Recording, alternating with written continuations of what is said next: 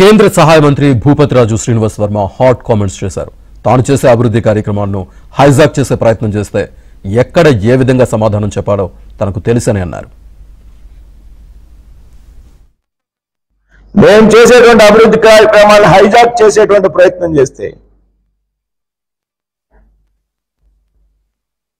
ఏ విధంగా ఎక్కడ సమాధానం చెప్పాలనేది విషయం నాకు కూడా తెలుసు. సహకరించండి, అందరూ కలిసి పనిచేస్తే కానీ అభివృద్ధి సాధ్యం కాదు.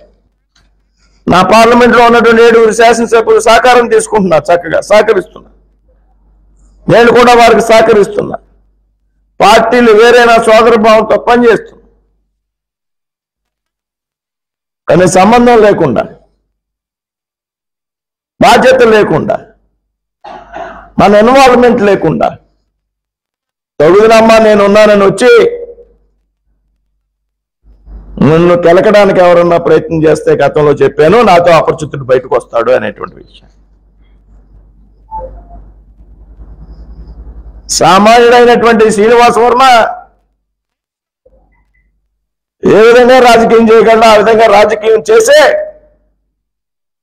పార్లమెంట్ టికెట్ తెచ్చుకున్న నర్సాపూర్ పార్లమెంట్ చరిత్రలోనే ఎప్పుడూ లేని విధంగా 2,80,000 ఓట్లు మెజార్టీతో నెగ్గా కేంద్ర మంత్రిని అయ్యా ఈ సామాన్యుడు.